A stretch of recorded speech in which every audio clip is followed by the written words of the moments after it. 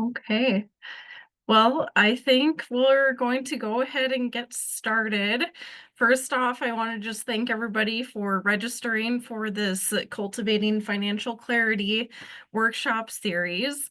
For our as co-hosts, we'll do a quick round of introductions before we jump into our first presenter, Stacie Arntzen, and then we'll have our second presenter, Kombol, follow her. And with our presenters, I'll also allow them to give a little bit deeper, or should say more detailed, introduction of themselves when they get started. So my name is Jennifer Solf. I am the Education and Outreach Coordinator with Winnett ACES.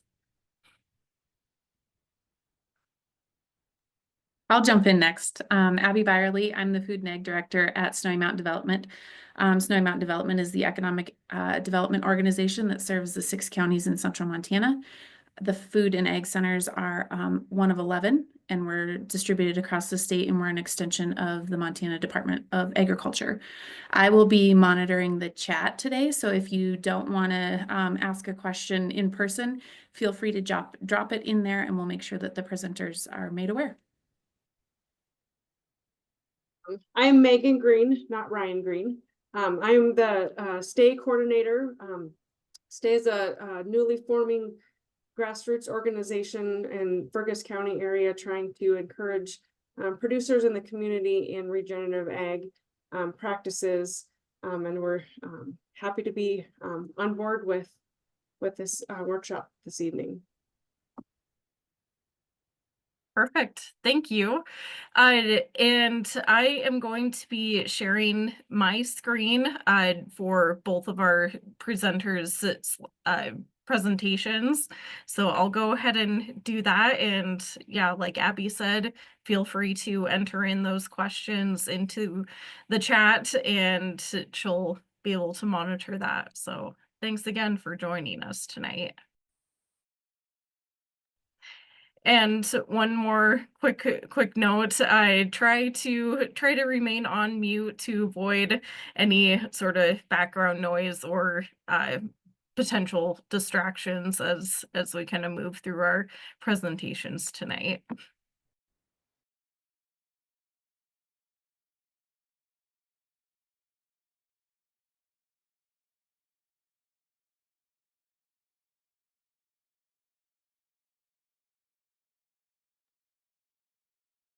Okay, are you seeing that, Stacie? Yes, okay. Well, good evening. My name's Stacie Arntzen, and I am CPA here in Lewistown. I grew up in Nebraska and moved to Montana in 2001 and to the greater Hilger area in 2002, and been working here in Lewistown since that time. So a little over 20 years. So tonight, I was just going to talk a little bit about some ways to make tax time smoother. And you can go ahead and flip this slide. Some of the topics that I thought about hitting on were just records and record keeping, a little bit of tips for tax time, touch on some reports that are helpful, and if there's enough time, get into some tax forms and the different kinds of taxes. So a little heavy on the tax stuff, but ask questions as we go, and the presentation can modify to your needs if you kind of already know a lot of this stuff. So go ahead and flip to the next slide, I think. Yeah. So for records, it's pretty, records, can be a lot of different things. And the most important thing is to have a system that works for you. It's easy for me to say, do this. And if it's not sustainable for you, or it's confusing, or it doesn't make sense, then it's not the best system. So what I'm going to probably focus on is just what I would call a best practice. But so in that case, I would start with some sort of software accounting system.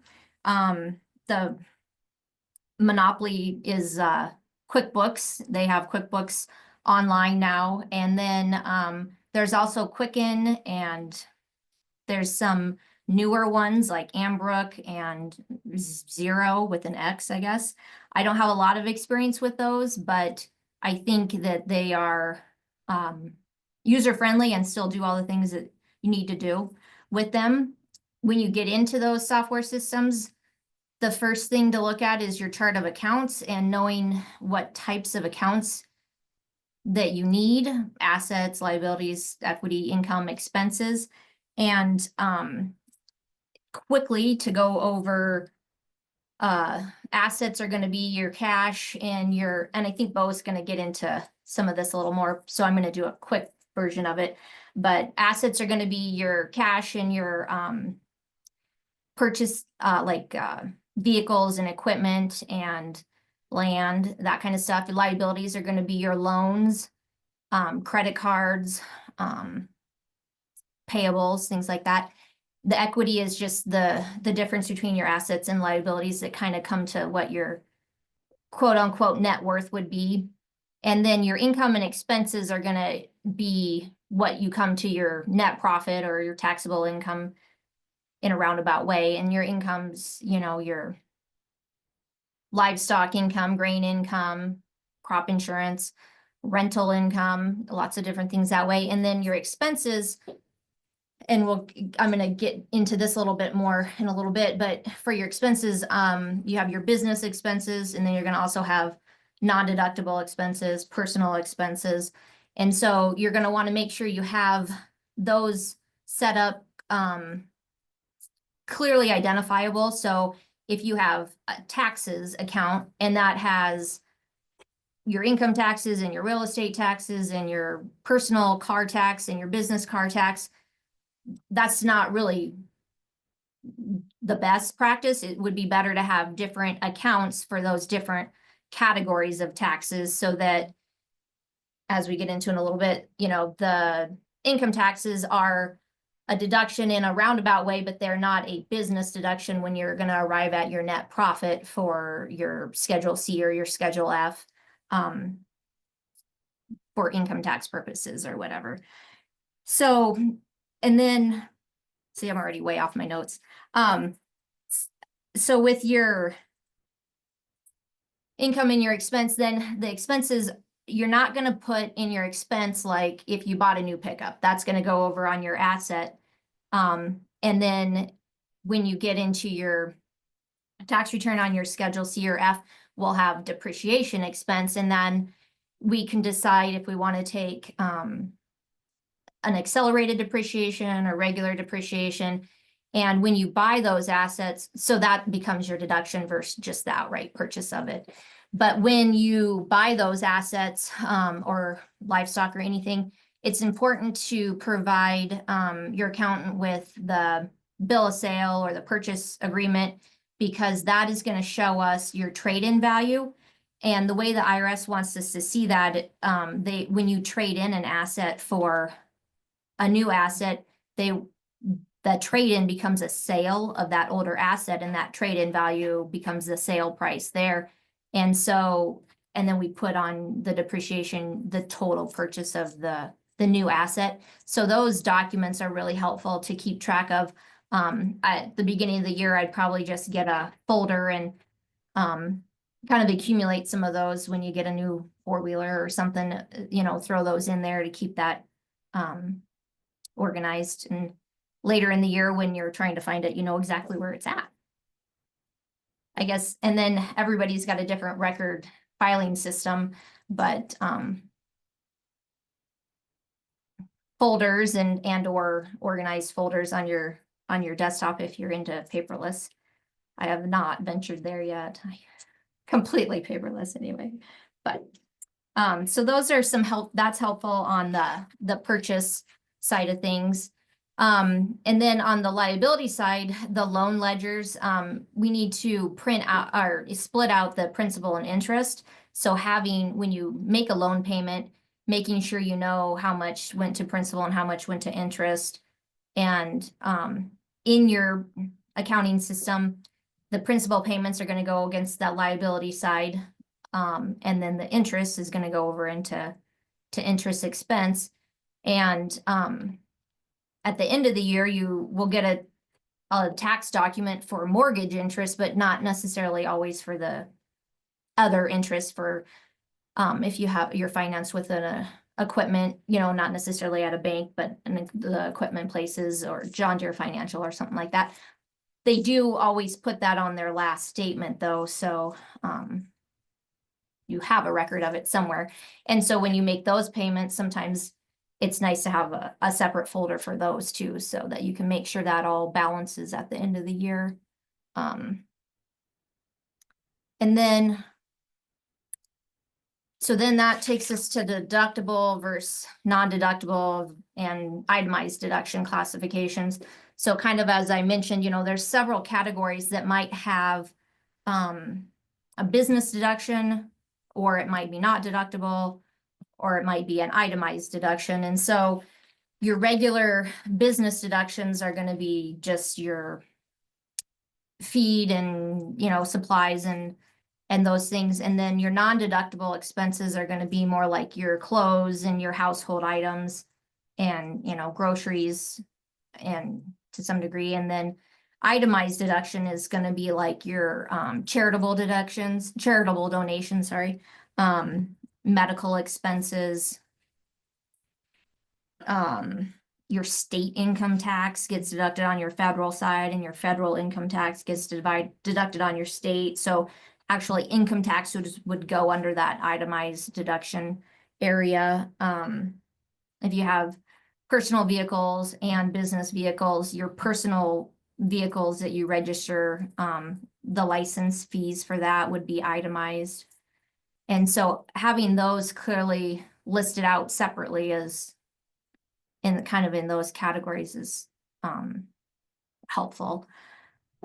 And then the most important thing that I like about having a software system is that it has reconciliation. And so that's important, so we know that you got everything in there. You know, if you don't have any way to reconcile every transaction is accounted for, we don't know if you're missing a big expense or, you know, a tractor or something, you know, that you didn't, you made a little down payment on, but you didn't pay for the whole thing, and so you didn't remember or something like that. So reconciling your bank statements, your loan ledgers, your credit cards, all of those really help give a better picture, and like, I'll call it the warm fuzzy that we got everything in there and taken care of. So that's definitely a best practice. One thing, when you kind of to wrap that part up, when you have an entity tax return, a partnership or an S corp, part of that tax return is a balance sheet. And so having a nice reconciled set of books that has a balance sheet aspect to it for those returns is kind of a must, because you need that year after year to show, you know, on a sole proprietor or something, that balance sheet is nice where it's not necessarily required for your tax return. It just helps give you a better picture of where you're at and makes it easier maybe when you have to go talk to Bo and he asks you for a balance sheet and you have somewhere to start. So on the common errors, I just kind of, I mean, that's kind of a really broad, I guess maybe better word would be like things I usually have to ask for or that I need to see.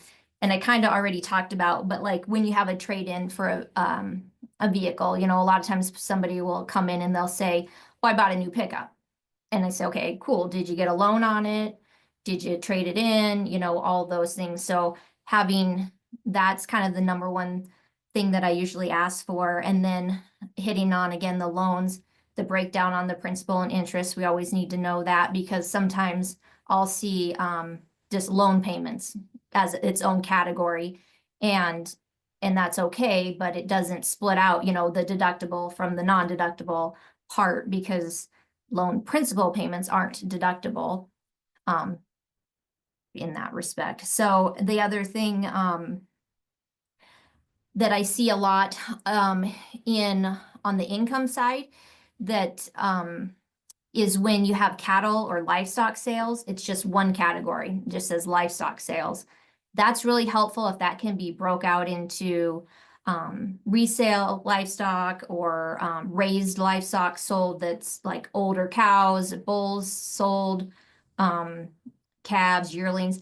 It kind of depends on your operation how detailed that needs to be, but when a bull is sold, it gets taxed different, and older cows, those get taxed different than when you sell calves. So it's important to have those broke out into different categories. And then yeah, just having, yeah, that's kind of, those are a few of the highlights, I guess. One other thing that can happen sometimes is sometimes you might have an income account and an expense account with the same name, because you might have a custom hire income account because you help other people and they pay you. And then you also have a custom hire account for when other people help you.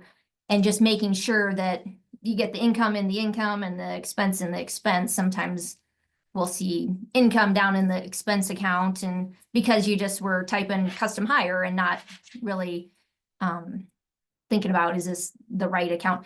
That's why we like to use a numbering system with our chart of accounts, because it helps eliminate some of those errors, because for example, the 400s are your income and the 500s are your expense. So you would know, I'm typing custom hire in, oh, 400 came up, that's income, I want it to be an expense instead. And that'll help catch some of those, misclassifications ahead of time. So, okay, you can flip this slide. This kind of summarizes some of those common errors or different questions. But like when it comes to tax time, what do we want to see? I put reconciled set of books because that really helps us know everything's there and we're not missing any transactions. It also, and I put bank accounts, credit cards, bank loans, equipment loans. And then when you get your 1099s in January from the USDA or the co-op for your patronage dividends or crop insurance, you can see, do my totals match? Do I have something in the wrong category? Did I forget that payment got applied direct to my loan? That's the other thing I didn't talk about. If you have an income, a check come in and you pay it right to the loan and it doesn't run through your bank account, that's why it's really important to still reconcile your loans in addition to your bank accounts, because you're going to pick up income that didn't actually run through your checking account that went direct to a loan. And that might be a bad practice, but I know it happens from time to time. So that's kind of the first thing there. And then hitting on the assets again, when you purchase them, if you traded anything in, just bring that folder in of all your capital purchase transactions, and when I say that, the capital purchase limit right now is 2,500. So if you buy, and this might be a bad example, but if you buy a generator and it's only 1,250, you can put that in supplies. We don't have to put that as an asset purchase, because we're looking for items over 2,500 to be added to our depreciation schedule. And then if you did finance that, where'd you get the loan? Bring the loan paperwork, and what are the terms? Is it a 5? It's just good information if the accountant knows all of that. So next year when they're like, oh, I see this loan payment, remind me what it is. And they're like, oh, I brought that in last year. Don't you remember? Hold us accountable too. And then again, hitting on the livestock split into the different categories. I just kind of listed those out. And then, so kind of going over that fast, but the crop insurance, that's another area that, they'll withhold your premiums. And so that's something to be aware of when you're booking your income in. Your crop insurance may not be the total amount that's going to match your 1099, because they took out your premium before they sent your check to you. And so watching for that, because if it comes to a situation where you want to defer your crop insurance, we can actually defer the whole gross amount, not just what you got as a check. And so we need that listed at the gross. And then the loss versus revenue protection insurance is not deferrable, but the loss portion is.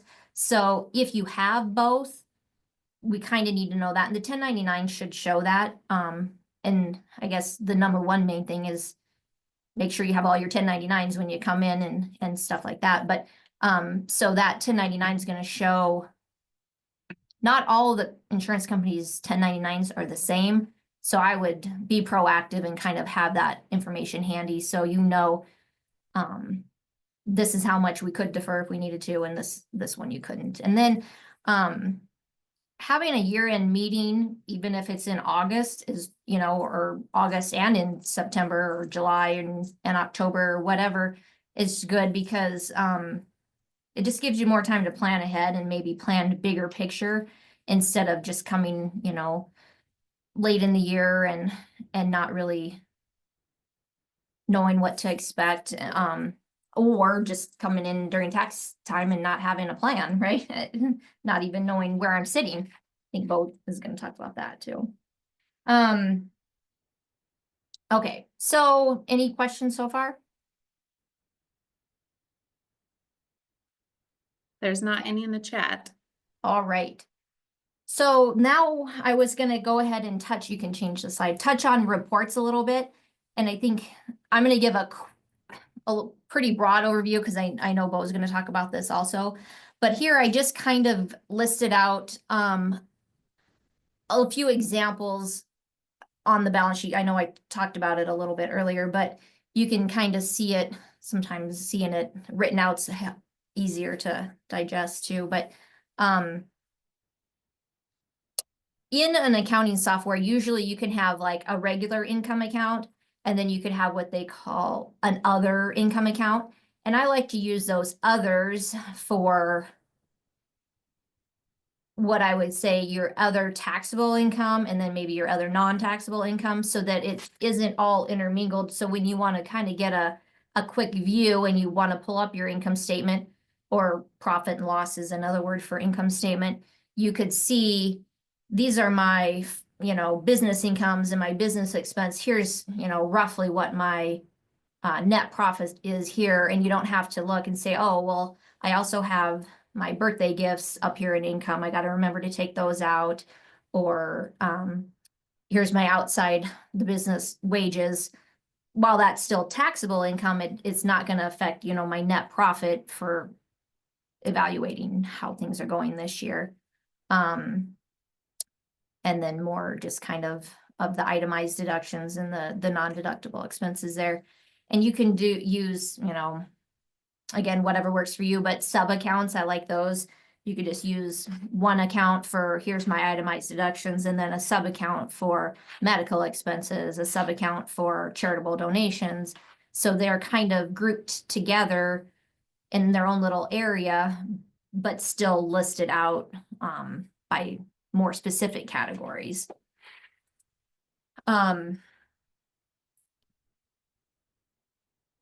Okay. Let's see. Okay, I think the next slide is tax forms. Yes. So this is a quick types of returns. You have your 1040, which is just your individual income tax return. And then if you're in a partnership, you would have a 1065.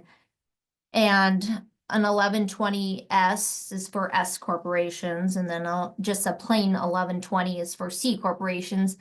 And a 1065 or an 1120S, the partnership and the S corps, those returns produce a K1 and they're called flow through entities. So their income is taxed over on your individual income tax return. So just because those are non-tax paying entities, you know, they all flow into and are taxed at one time on your individual return.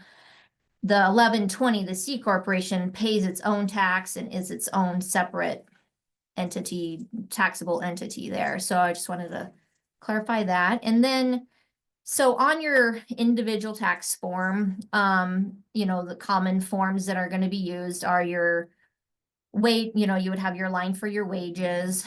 Your Schedule B is where your interest and dividends go from investments. Schedule D is also for investments, but that's also where your raised livestock, older mature livestock is going to go when you sell your cows, raised cows. And that is what is used to figure capital gains rates, which we'll get into in the next slide there. A Schedule C is for your business income. If you have a sole proprietorship that you have a small business in town, or you have a direct selling business or something, something like that. And I cannot. Oh, and then Schedule E, that's where your rental income is. If you have a rental house or you get rent from a neighbor or something. And then I put page 2 there. That's where your K1s from your partnership or your S Corp are going to go. That's the schedule that they show up on. Unless it's a cow sold, that's still going to show up on the Schedule D later. So that's kind of just some lingo, I guess, more than anything. And then the next slide. These are, I kind of geared it a little bit more toward ag here, but this is the important, some people don't know this, so I apologize if y'all know this, but so on the Schedule F, that's where your raised crop and your calves and your raised yearlings maybe go if you bought them for resale. That's what the livestock for resale would be. And then you have your normal operating expenses there, and then your depreciation. But your cows, if you sell those, they come over and they show up on a 4797. And that's either going to be then reallocated over to your Schedule D if they have capital gains, or they're going to stay over there as ordinary income. But the main difference is your net profit on your Schedule F after you take out your expenses and depreciation from your income. Your crop insurance shows up over there too, and your patronage dividends. That income is subject to self-employment tax, whereas your items that come over on your 4797 for your mature cow sales, and or when you trade in that equipment and that sale of that old equipment, that shows up over there. That's kind of a sales schedule for sales. All of that income is not subject to the self-employment tax. And so that's why it's really important to break out those livestock sales, for one, because you don't want to pay more self-employment tax than you need to on all your cow sales that you could be getting a better tax rate on. Which leads us into the next slide is the different types of tax. So this is a pretty basic, because obviously taxes, we could have a whole separate presentation on that, but ordinary income tax is just whatever rate you're in. And I went ahead and put the 24 brackets. So there is the 12% rate and the different levels that, and it's tiered up. So, and then it goes to 22, 24, 32. So when you have 200, as an example, when you have 200,000 or 100,000, say, not all 100,000 is at the 22% bracket, only the amount over the 94. So if you fill each bucket or bracket up first before you fall in. So I wanted to kind of point that out, because sometimes that's a little bit of a misconception that, oh, I have this much income, that's 22% tax. Well, only the amount over the last bracket is at that rate. So not all of your taxable income is. And then again, back to the self-employment tax, that is on your earned income net profit from your Schedule C or your Schedule F, or potentially from your 1065 partnership K1 that could have some self-employment income flowing through from it. And that's at 15.3%. And that's in addition to your ordinary income. So your ordinary income is calculated first, then your self-employment tax is calculated based on your profit. And then those numbers are added together. And there's a whole bunch of credits and a whole bunch of other stuff that I'm not going to talk about. And then the capital gains taxes, I just wanted to touch on that. And that's where you have your raised cows. You know, there's 3 brackets there. The 0% bracket is the 12% bracket over here on the example. So if you have some capital gain income inside of that bracket, it might be at 0%. If all of your income is in, not all your income, but if you're up into the 22% bracket, then you're kind of looking at getting closer to the 15% for capital gain.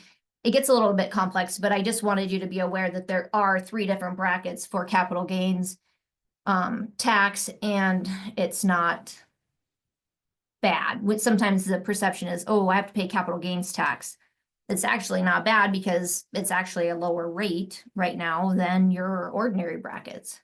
So that is the down and dirty on that. Super fast. Stacie, Sophia would like to know, does an LLC function similar to an S Corp for tax? So when you're an LLC, you have the option to elect how you want to be taxed.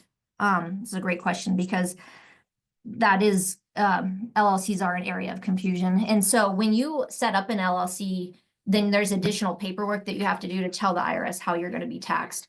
And you can be taxed in any of the 3 ways or 4 ways that an LLC can be a sole proprietorship just on your 1040.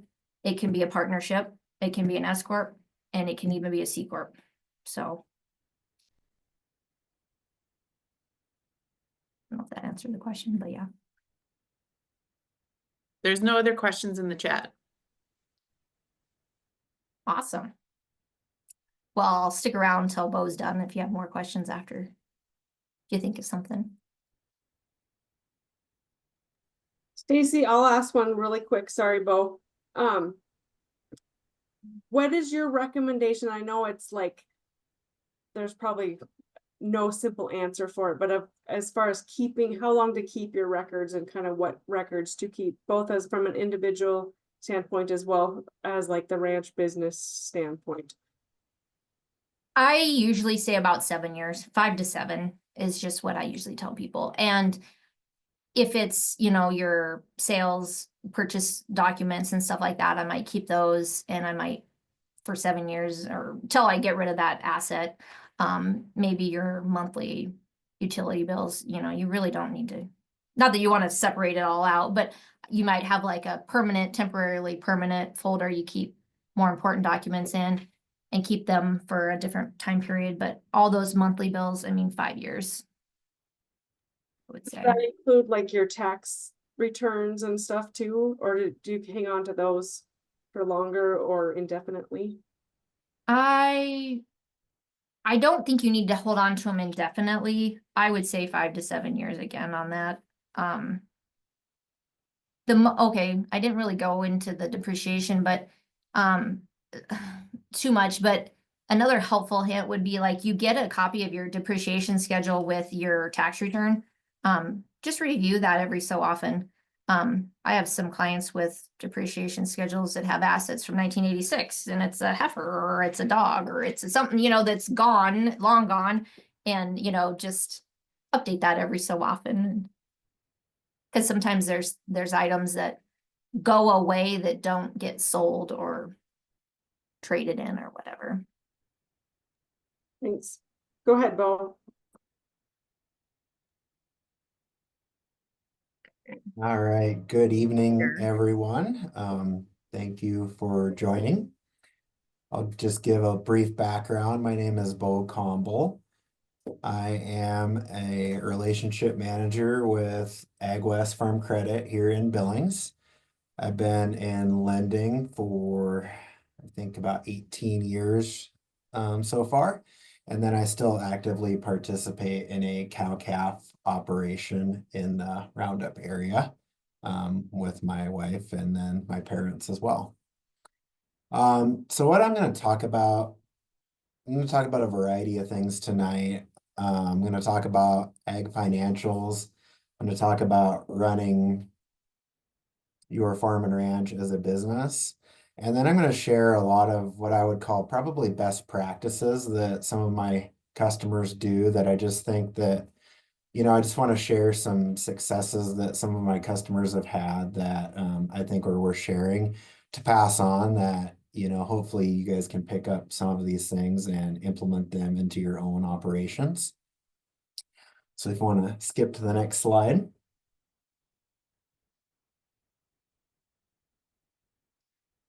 The first bullet point I have there is talking about a business versus a lifestyle. One of the, the things we hear a lot is, I love farming and ranching because it's a great lifestyle, which it absolutely is. But in my opinion, the most successful customers run that as a business though, versus a lifestyle. So, it is a great way of life to be outside and be doing what you love to be doing. But you just absolutely need to run it as a business. And when I say run it as a business, I'm going to go through some of these tips and tricks that some of our, successful producers do that I think will kind of, talk about the financial side, not just the production side.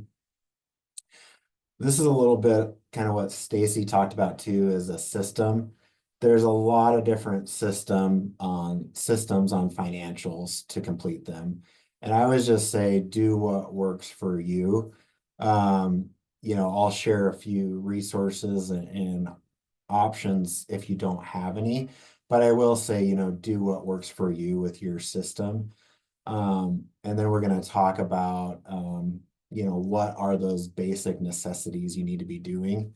One of the first things that I think is, the most successful thing to do is to do them on a regular basis as far as your financials go. I do ours on a monthly basis, and that's just my preference because at the same time, I do all of our income, all of our expenses, all of our living, those capital items. So we're doing your income statement side of things. We're doing our living side of things. We're updating balance sheets monthly as well. And then we're also doing those tax things as well on Stacie's side. I just think if I get to, not just me, but my customers too, into that regular basis, it's just way easier to do that on a monthly basis because there's way less things to forget as you go on. And what most of our customers do when they do that is they set aside, maybe it's one day per month, one afternoon, one day, where they just set aside time and make themselves do it versus saying in there, I'll get to it. One of the things I just say, I think it's just as important as production as your calving or your seeding or anything else that you guys are working on. It's just a necessity to do on a regular basis. And if you make yourself get in that regular routine where you're doing it, let's just say it's Tuesday once per month on this Tuesday, where you're just blocking out time and doing it and just making yourself do it. So that's, getting in that normal routine. And then, in my experience, whether it's myself or customers, they'll just get where they actually really enjoy doing that or really just, it's just what you do, like feeding cows or anything else. It's just part of running your business and what you do. So that's a little bit of the brief thing. We'll get into more details later on about that. Another thing that I think a lot of our successful customers do is they set their goals and they're breaking that out into short-term, intermediate term, long-term, which also goes hand in hand, like we've talked about, with short-term assets, intermediate-term assets, long-term assets. And just an example of that might be, you might say, okay, I want to buy this hay base, and that's a long-term goal. And this hay base, let's say, is going to cost $1 million. Well, okay, what are you going to do to have to buy that hay base? I need to be able to make a payment of, let's just say it's $70,000. And you might have a cow loan, so you can't afford that payment until your cows are paid for. And then you might need a down payment, so you need to save, say, $250K towards that. But that long-term goal is going to lead to also some intermediate-term goals. For example, pay off my cow loan. And then that's going to lead to some short-term goals of, okay, I need to set aside, let's just say, $50K or $25K cash per year to go towards that down payment down the road. So writing down those goals and how you're going to achieve them, it puts a little bit of action beyond them, and it leads to, you know, some of the things we'll talk about a little bit more with budgeting coming up, but it just leads to, you know, actionable items versus just saying, yeah, I want this goal, but okay, what's your plan to get that goal? So that's one thing. And one thing too that we started doing at home is at year end, we started reflecting each year on what we did get accomplished with goals versus what we didn't. So, you know, I think we all might have a list of either goals or to-dos that are probably several pages. But one thing that I've noticed that I think makes a cool year-end summary is just reflecting on all the things that you guys did accomplish, versus worrying about what you didn't sometimes and just trying to keep it positive. That's just something that we just started and I'm kind of enjoying it so far. Another thing kind of about running your business. One thing, you know, we might ask people is how much did your business make this year? Or what was your net worth gain this year? And a lot of people might not know that answer. And I always equate it sometimes just, you know, if you're not understanding how far you got ahead throughout the year or what you made, you know, I was just asked, well, would you work for someone else without knowing, you know, how much you're making? I just think it's important to put that in perspective and go over that each year on an annual basis. Hey, here's our net worth gain for the year, and here's how much we went ahead this year. Some of the other questions maybe that I get asked a lot of times as a lender are, can I make this payment? Should I sell this crop? Which enterprise is making me money? And, you know, I always turn it back to them and I'll provide guidance and advice where I can. But if we don't have good data and good information, it's really hard for me to answer that question sometimes. And I've noticed that a lot of my customers, once they get in this really good record keeping and financial system, they're already answering all these questions themselves. And, you know, not saying they don't need me, but they don't have to necessarily ask me. They're coming in with a proposal already by saying, here's my business plan, here's how I'm going to make this payment, and then we'll bounce ideas off of each other. So those are, to me, you know, some of the just brief things on running, you know, thinking of your farm and ranch as a true business versus just a great way to live and a great lifestyle. And if you want to click to the next slide.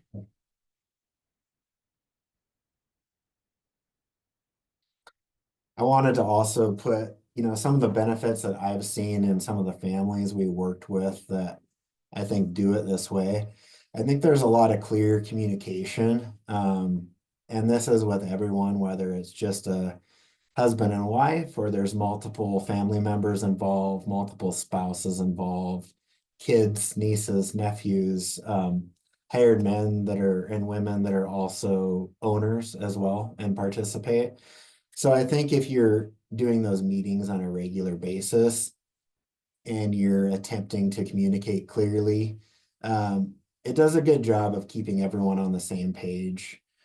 I think one of my customers out of Oregon, she always talks about two ships that are just sailing, you know, in opposite directions, and they don't even realize they are until it's too late sometimes. So I think just getting that normal, regular meeting communication, you know, I'm not saying that's going to be easy, but that's going to just keep everyone on the same page the best you can.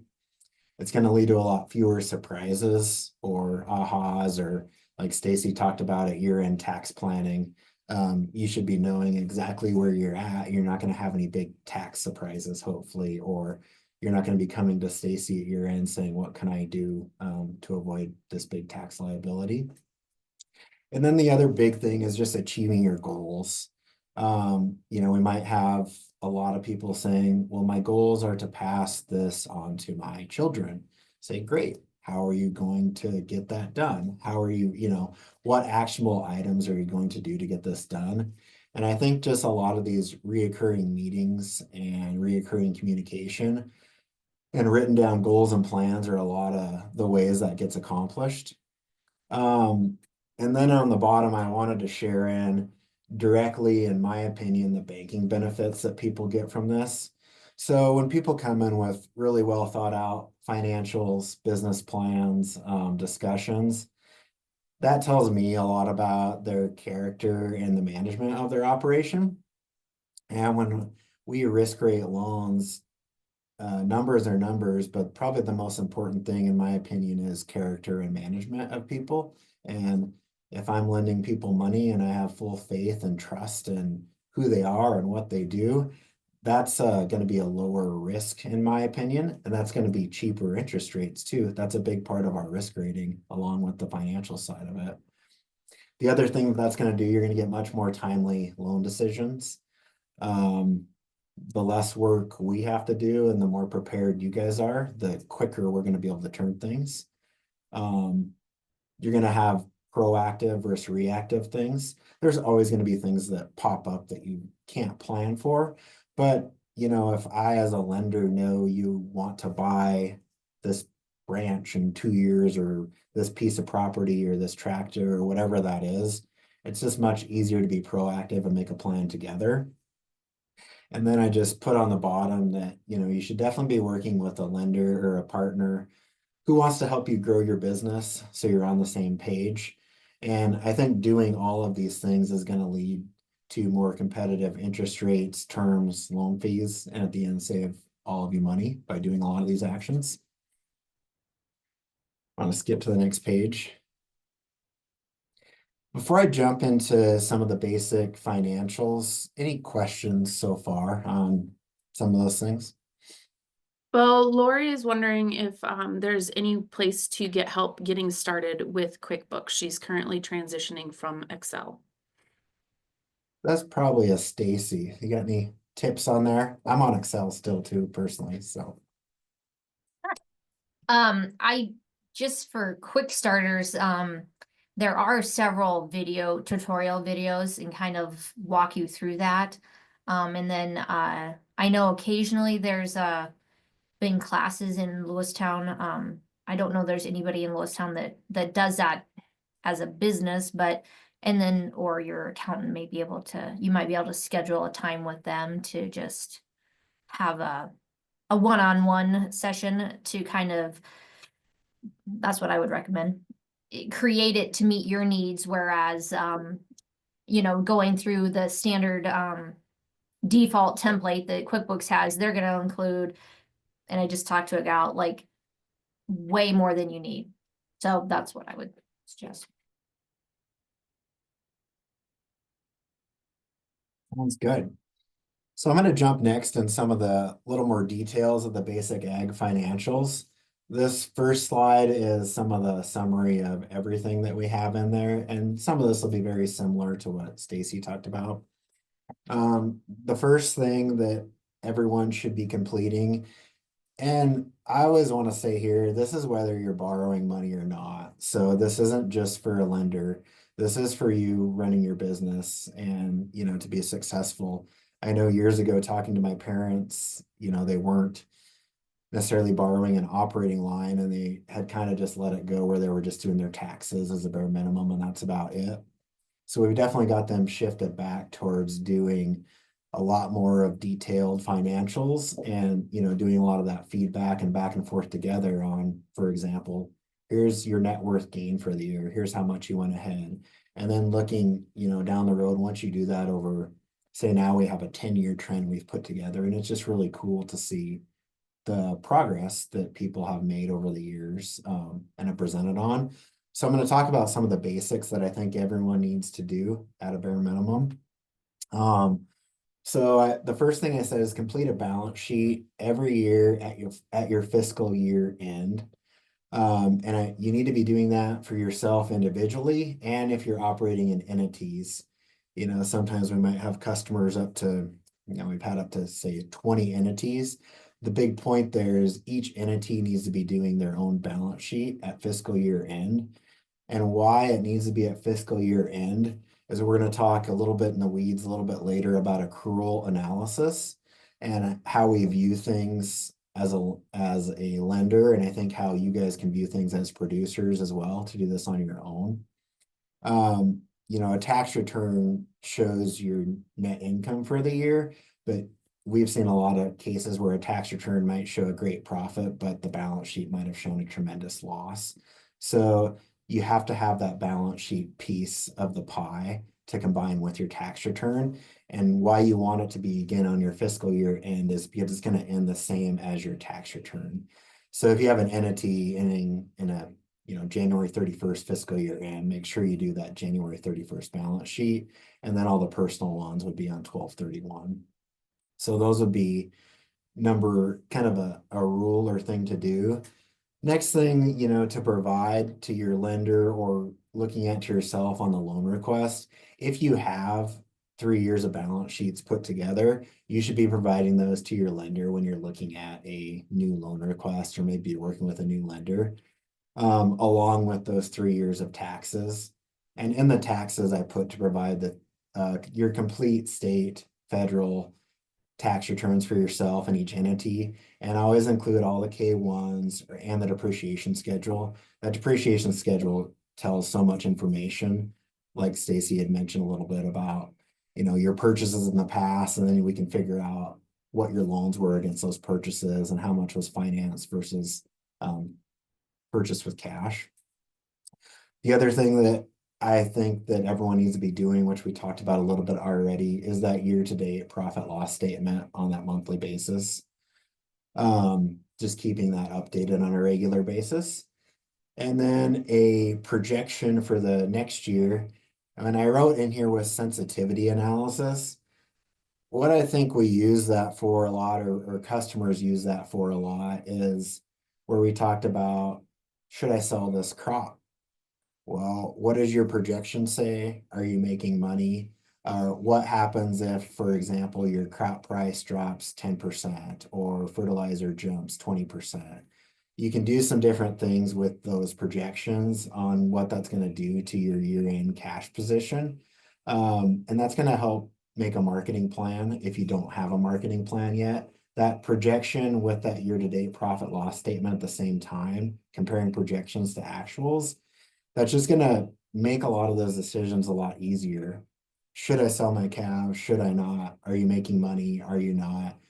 That's just going to go hand in hand, because you're going to have that data right at your fingertips. And, in my opinion, in that monthly format. And then some of the things along with your financials to share. I would just say share your goals and plans with your lender, just so everyone's on the same page. I really appreciate people sharing that, so I can give them some feedback on maybe something they haven't thought about, or a way to be creative to figure out how to achieve those goals. And maybe it's not just through a bank loan, but maybe they need an equity investor, or to look at an easement, or there's all kinds of different flexible things we might know about. But I just think that if you're going to be in business with people and lending money, or if you're just in partnership, let's just say, with other people, it's just good to keep everyone on the same page, so you can, share those goals and help achieve those goals. I want to go to the next slide.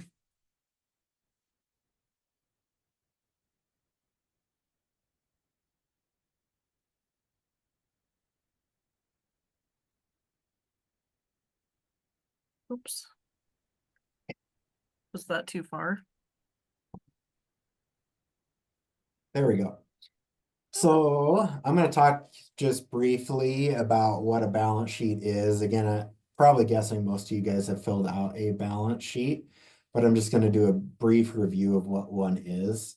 So it captures your assets, your liabilities, and your net worth at a point in time, which hopefully is your fiscal year end at a minimum. Same thing that, we talked about, find the system of record that works for you. There's a lot of different balance sheets formats out there. Most are on Excel, or your lender probably has one, or you have one you've built. If you're comfortable with that and you like that, keep doing it and just do it consistently. I talked a little bit about why we do it at fiscal year end. Some of the things a balance sheet answers, people might say, can I expand? Can I cover my input cost? How much debt can I take on? I'll get to some ratios here that can help answer some of those questions sometimes. And then as far as the details on what makes up a balance sheet, From the assets side of it, we break it down into 3 different categories.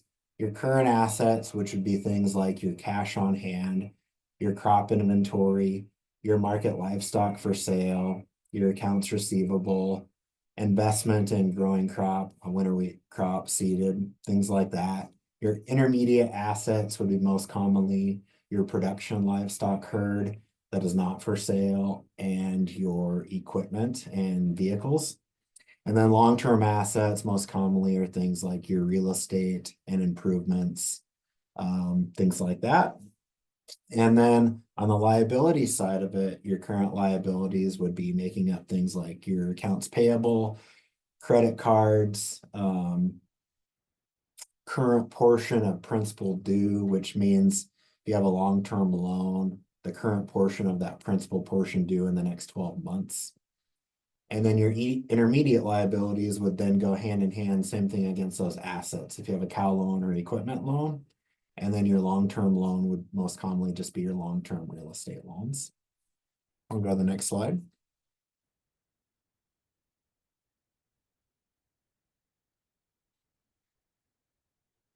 So here's some tips on filling them out.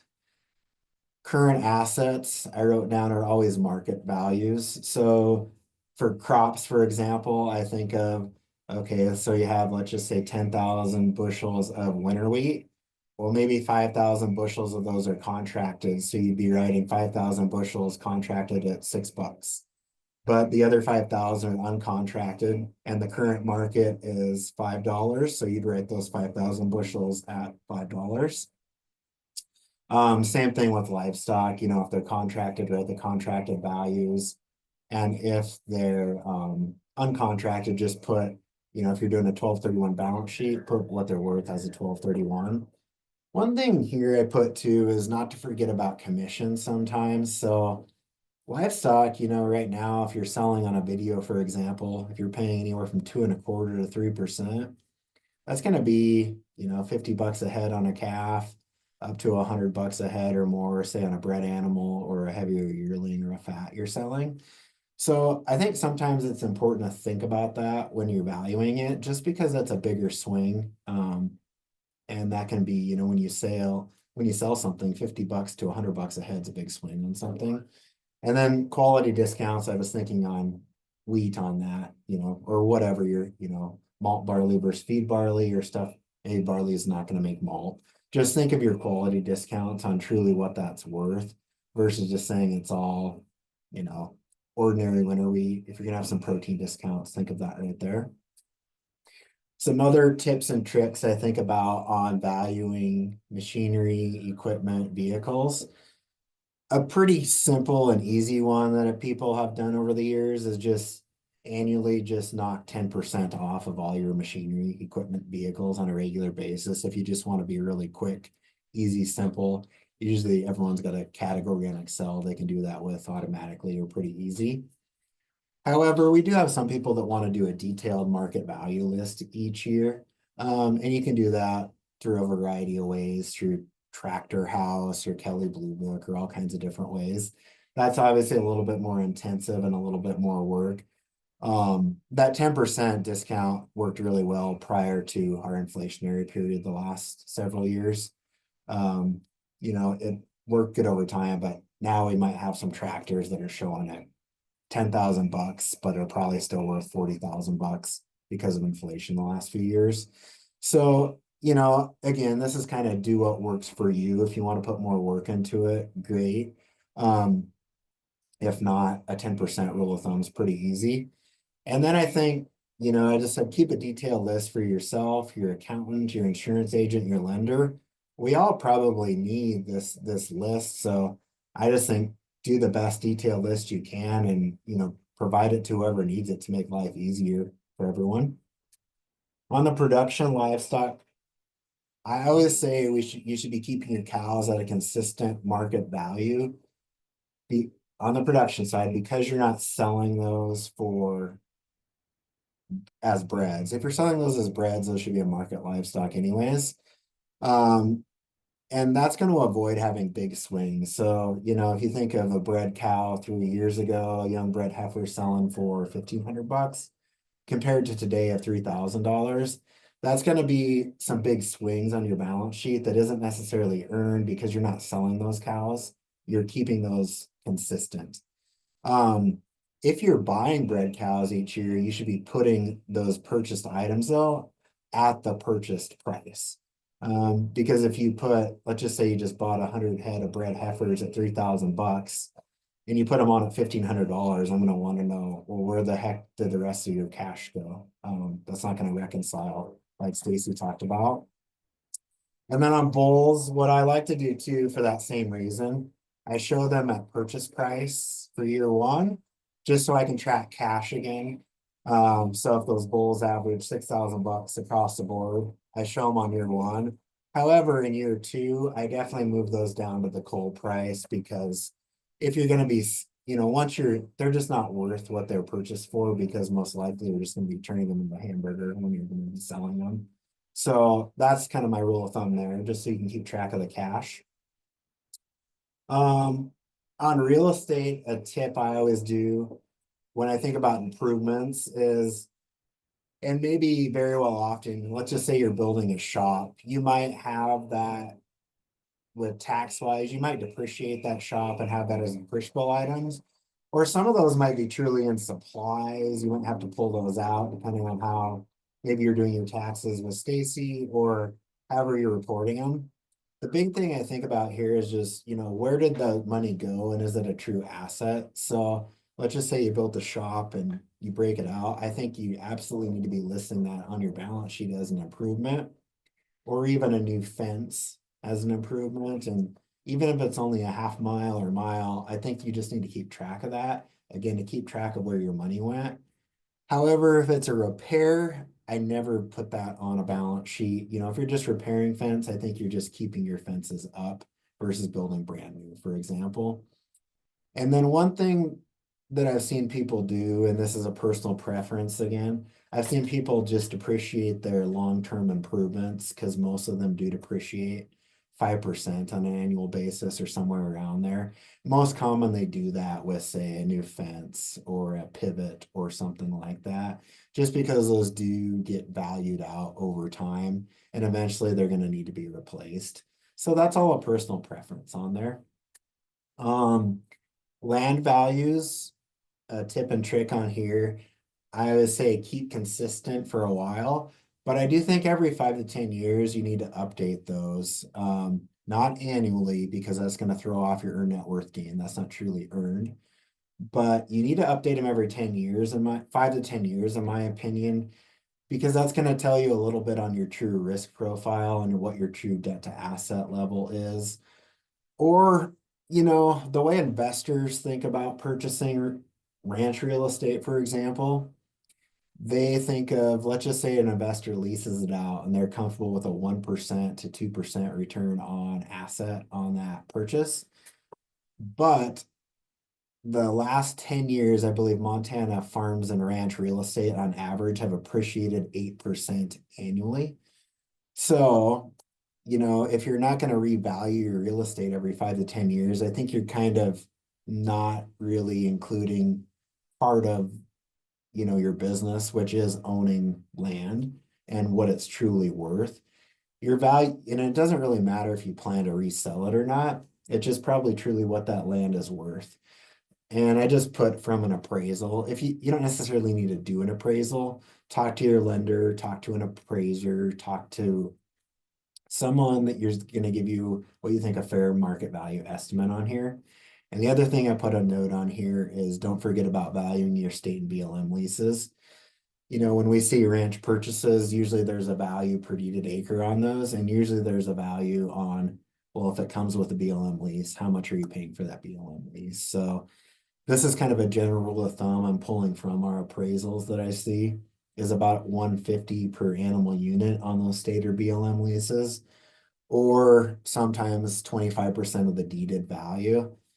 Now, that deeded value probably works well the farther east in Montana you go, but sometimes in western Montana or central Montana, wherever you're at, that can throw it off if say, that deeded land is, let's just say, going for 2,000 an acre, that's gonna throw that off. So that's when I go back to that 150 per AUM to value those, just because those deededs can get so high.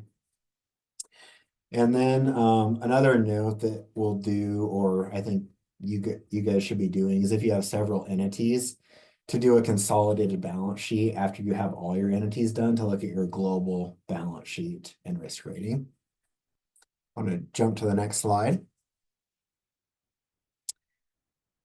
How to analyze some balance sheets and the key ratios we take out of there. One big thing is working capital, which is your current assets that we talked about before, your cash, accounts receivable, crops, market livestock, minus those current liabilities, operating line, accounts payable, credit cards. What that gives you is your working capital position, and that shows your ability to meet your obligations the next 12 months. And then one thing I note here is the bigger the operation, traditionally the stronger the working capital needs to be. So we usually like to put that in perspective for the size of your operation by taking the working capital divided by your operating expenses to show the size in relation to the size of your operation. And here is how I put we value those. So if you can cover over 45% of your own operating expenses throughout the year, we call that strategic, or anything above that would be excellent. And that 30 to 45%, we'd call that like fine, that's okay, that's good. And then anything in that 10 to 30%, or obviously less than 10%, would be marginal, pretty weak working capital. And I might use that then as a conversation. If you're in that lower end of working capital, that doesn't necessarily always mean that's bad. It means that's an opportunity or a spot that you should focus on the next year. Want to jump to the next page. And then that same working capital position, the other way to look at that, not just in size of your operation, but the actual number by taking your current assets divided by your current liabilities, that gives what's called a current ratio. So I see here anything above 1.75 is strategic. That 1.25 to 1.75 would be good, like a really good ratio. And then anything in that 1.05 to 1.25 would be in that marginal side. And same thing, we'll have conversations by somebody might say, I've got quite a bit of cash on hand, which would mean probably good working capital. Should I pay down on this loan ahead of time or something like that? By having that full financial picture, I can probably say, yeah, your working capital's 2.0. And by wiping out, let's just say this cow loan, that's going to free up a $30,000 debt payment, which maybe you're struggling with cash flow, but you have great working capital. So that's going to help structure, your balance sheet and your debt correctly by having those conversations. But that's how we'll use some of those ratios in discussion with people, by saying, should I do this? Should I do that? Once they have all their stuff to put together, I can do post-close analysis or give feedback on why I think they should or should not do something like that. The other key ratio from the balance sheet is a debt to asset ratio, or the way I think about it is what percent of your business or your farm or ranch do you own? If anything below 30%, we consider strategic or excellent. Anything in that 30 to 40% is good, adequate, and then 40 plus would be marginal. And again, just like we talked prior, that doesn't mean I don't have several customers that might jump in that 50% range or 60% range as a max or something. When they look at a big ranch expansion or a big purchase, that's usually unavoidable when you look at something like that, especially if we're starting out with a lot of folks and producers. And again, that's not necessarily bad. It just means you don't want to live there forever and you want to have a goal to lower that over time.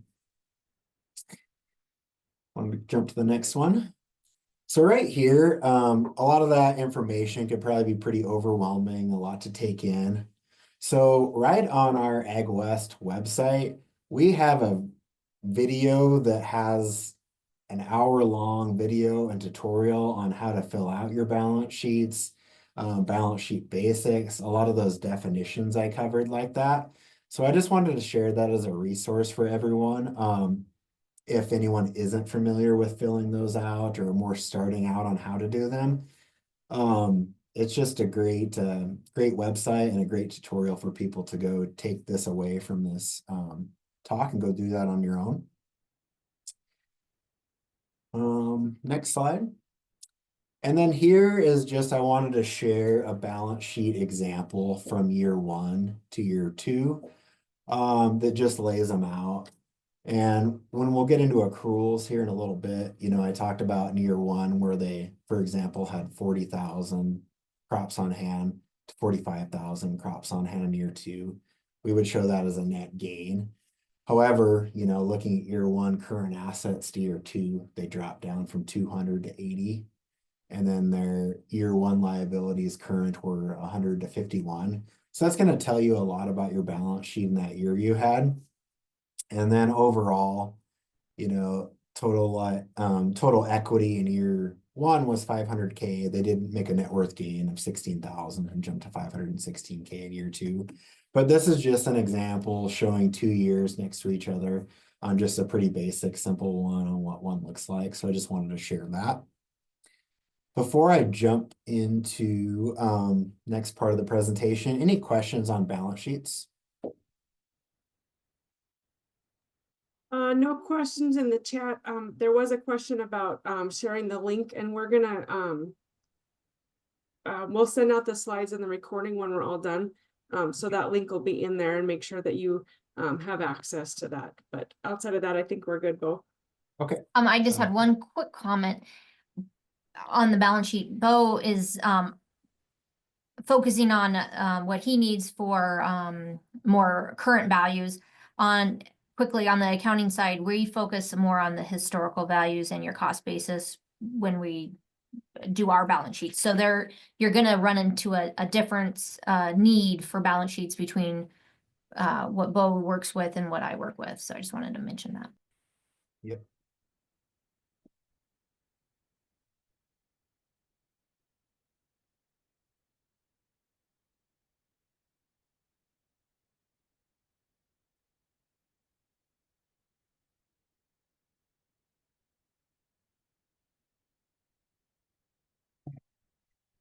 And the next 2 things, or the way I'll finish this presentation out, is talk about the income statement, and I'll get into cash flow as well and the difference between the 2. We've talked about this a little bit. One thing I always recommend, again, is updating that income statement on a monthly basis, like we've talked about. I think that's the great topic if you're meeting with your family or business partners on that reoccurring monthly meeting or whatever that is, covering where you're at year to date. Comparing your actuals compared to budget and going over those differences and why.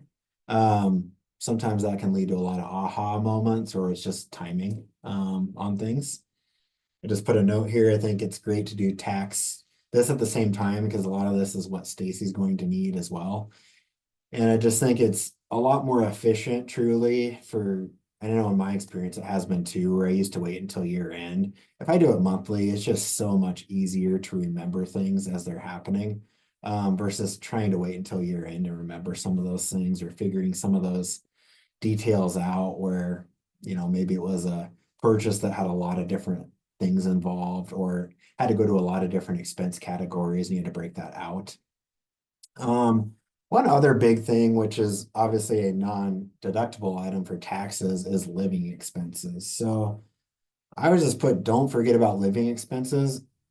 It's one of probably your biggest, if you combine your living expenses, it's one of your biggest categories. And, you know, you would never leave out your feed expense when talking to a lender or anything else, or your fertilizer or whatever else. You know, true living expense, and a lot of that maybe can be lumped into the top part of a Schedule F on the expense side. But if you do your true living expense, I would be shocked if you had a family of 4 living below probably that $40,000 to $50,000 range anymore. And a lot might be pushing 100,000, to be honest, depending on what you're lumping in there. So I just put, don't forget about keeping track of your living expenses, because if you don't keep track of it, how do you know what to budget or what to put in there? And then, you can have that conversation with yourself or your lender. You just know exactly what that is each year or what's tracking up, or, we've all seen our grocery bills track up with inflation. You probably know exactly what it is. We'll jump into a cash flow template on the next page, which this is just a tool I love. I just put it's my favorite tool because I can track every single dollar on there. And then at year end, we're going to talk a little bit more about accrual adjustments and balance sheet to balance sheet comparison and why those matter. And maybe I'll pause right there. So what I mean on accrual adjustments, I did talk about it a little bit. So the best way I know how to summarize that is how I was taught. So I used to take the beginning balance sheet I would have for people, and then I would look at their tax return form or their profit loss form or whatever we had for actuals, and then an ending balance sheet form. And how accruals work and how we do that as a lender, or how I think, everyone should be doing that for themselves personally to show truly how much money you made is a good example is, let's just say at the start of the year, you had 50 steer calves for sale. And at the, and then you sold, let's just say $100,000 worth of regular calves raised. And at year end, you had $100,000 worth of steer calves for sale. That increase of steer calves would be a plus $50,000 accrual adjustment is how we would look at that. So that was your true profitability throughout the year. Even though you only sold 100, we would show that as 150,000 for a true accrual adjustment. Or another way to think about it from an expense side is at the start of the year, you had at the $100,000 worth of hay. At the end of the year, you only had $50,000 worth of hay, and you spent whatever amount you spent on hay, let's just say 50,000. We would show that you actually spent $100,000 on hay because you had way less hay on hand at year end than you did at the beginning of the year. So that's why I was saying that a tax return can show us profitability over time. But if you have the balance sheet with that at each fiscal year end, that's going to be the missing piece that you need to show the true story on exactly what happened from beginning to the end of the year with each category. So with each category, you can do that in on the asset side, compare, beginning asset to ending asset side. And that's how we do accrual adjustments. And then there is links and resources, so bear with me a little bit later, because that's kind of a little more detailed over time. But I think that's what everyone can be striving towards to get to show your true profitability. So those are why accruals matter, in my opinion. That just gives the whole piece of the picture on what's going on. I want to jump to the next slide. Here's some of the key ratios we think about when thinking of the income statement. The operating efficiency ratio to me is probably the most important thing in a business, because it's going to say how efficient you are or how much it costs you to earn a dollar. So the lower, the better in this case. And how to calculate that, you take your operating expenses, not including depreciation and interest, and divide that by your gross farm revenues. So if your operating efficiency ratio is 50%, that means it costs you 50 cents to earn a dollar, which would on the ag side would be very, very efficient. Where we see the target of that ratio usually ranges from 45, which is about probably our most efficient, up to 75. Some of those industries are just a little bit higher type of dollars to turn, and they might have more acres to spread those upon. But that's kind of the target of ratios we want people to be in. And if they're above that, we usually, say maybe it's a scale issue, maybe it's one category that's way out. But we just usually challenge them to say, I think, there's some expense, or maybe they didn't market a crop well, or they had a poor calf crop, or it could be income or expense, but there's something out of whack. And then we'll kind of use that to then determine how much is available to pay debts. So that's what we jump into next, which is our debt coverage ratio. So what we do is we take that accrual net operating income divided by the total debt service. The levels of criteria here, that 1 to 1.25 would kind of be that marginal area. If you're just making enough money to service your debts, would be that 1-to-1 ratio.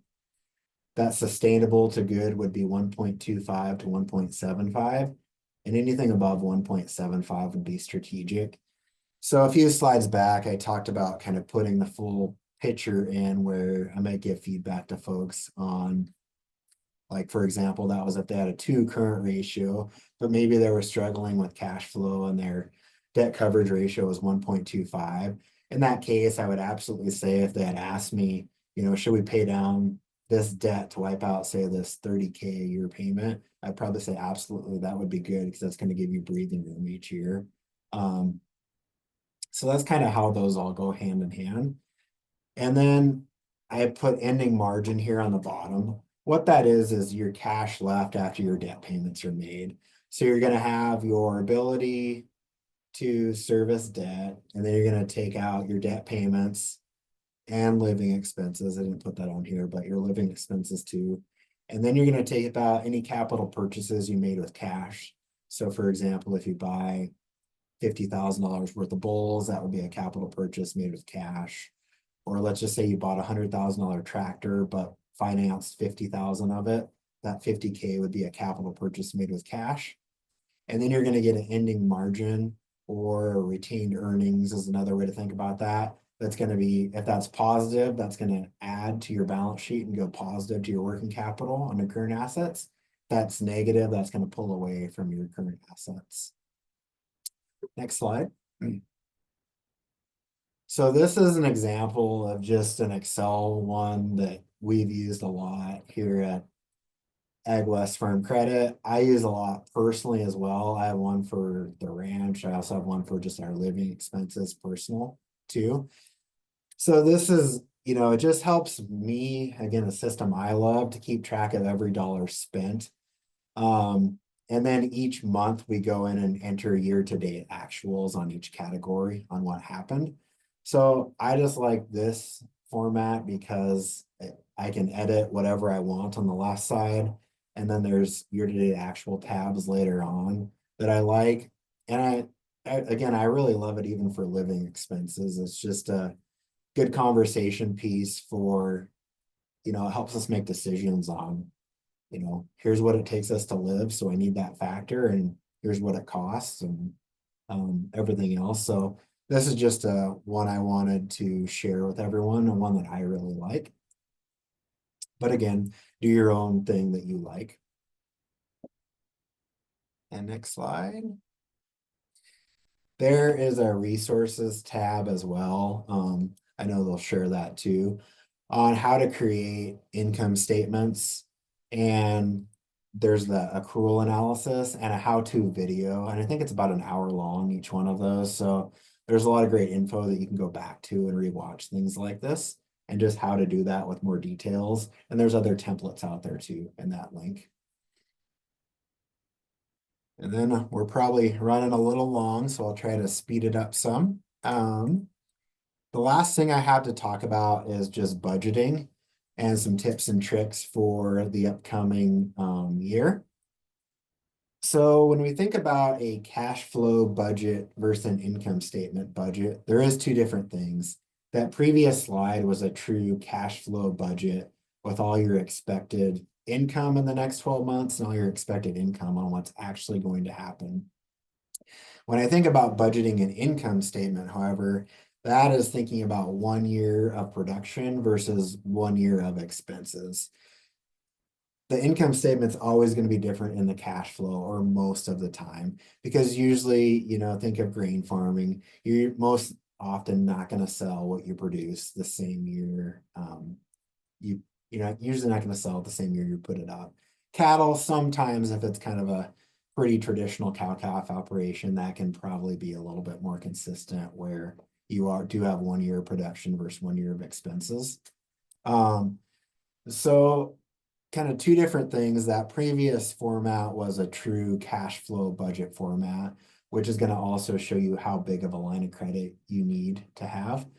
When you look at an income statement projection, you're just going to show, here's all of my expenses for 1 year, here's all of my income, and that's going to show you how profitable you are. So 2 different things. That resource and template on the previous slide had the difference and different templates for that. Where I want to start each year, if you have 3 years of those accrual adjusted actual, I always start with a 3-year trend and I look at that on how to budget for the next year.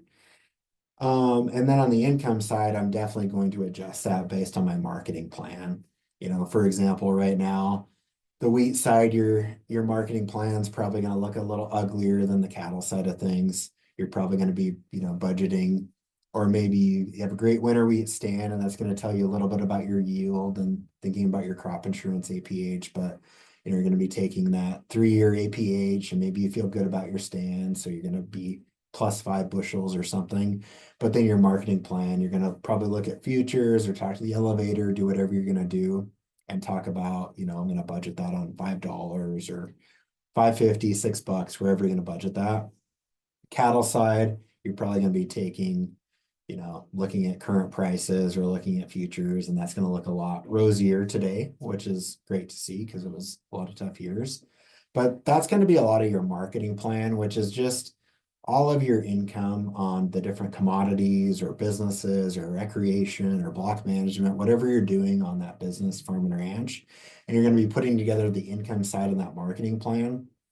And why I say a marketing plan is, we talked about sensitivity analysis earlier, but that might help you say, maybe you get a calf offer of $1,800 a head in June this year, and your marketing plan or your budget showed $1,700.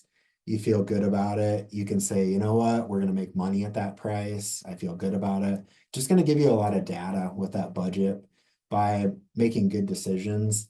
And, a really old quote is, no one ever went broke making money. So I could go off on a tangent here, but once you sell something, you can't worry about what the market does after. Making money is a good thing. So remind your spouses or brothers or sisters, whoever you're in business with, of that. Usually those are made for a good decision, good reasoning at the time. You can't predict markets, so if the market goes up, it goes up. But just as many times, it's probably gone down, and nobody talks about that. Another thing I just said is, what's your risk management plan associated with your marketing plan? Usually you're working with a crop insurance agent, or maybe you're working with a commodity broker, or you're doing livestock risk protection or something like that. Again, just how does that fit in your budget on the income side of things? And that's going to give you a floor or a level that you're going to be able to pay some expenses with.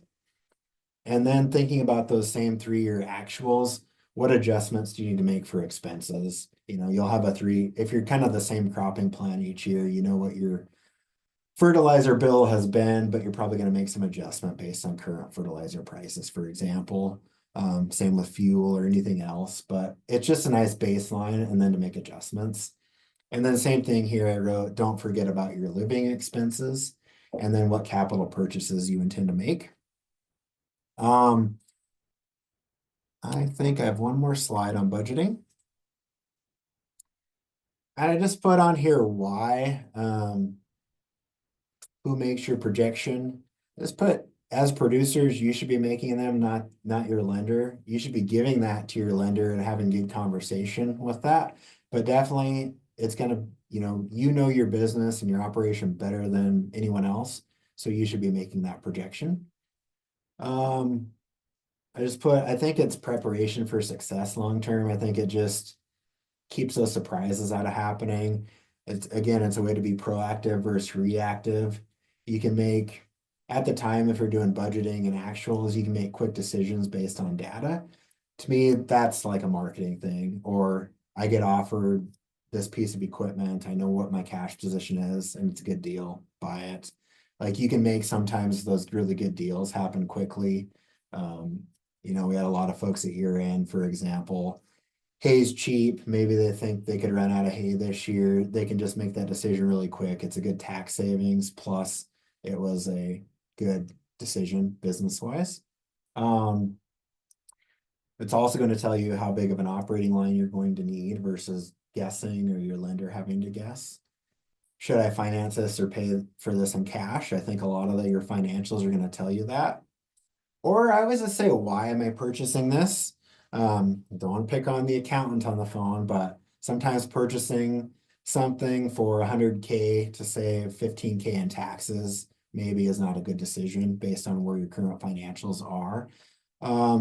So I think that's why it's just thinking of the big financial picture when you're doing things and having the whole pieces put together.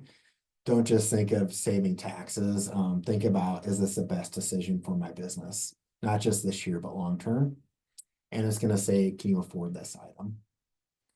And I kind of went through that pretty quickly to try to get through a lot of things. So I'll just open it up for questions.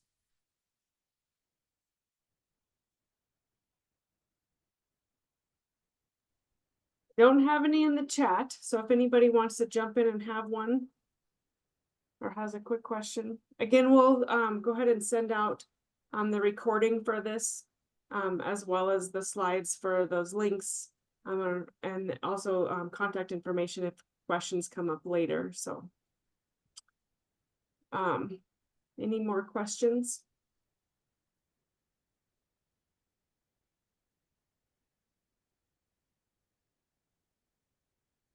Well, with that, thank you, Stacie and Bo, for presenting this evening. You guys had some great information. And thank you all who joined in. So next week, same time, same place, not Lewistown. We're gonna have session 2, which is income diversification. And it's gonna be a panel of 4 different speakers. World Wildlife Fund and Pheasants Forever will talk about some of their cost share programs that they have for conservation projects you might have. Also having Chris Mayhoos from Western Sustainability is going to come talk about some carbon markets, and then also Shannon Arnold for agritourism. So if you're not registered, please do that. It's not too late. You're welcome to join us. And again, that's 5:30 next Tuesday. Jennifer will send out the links again for that. But I guess that's all for tonight. Thank you everybody for joining us, and thanks Bo and Stacie. Thank you.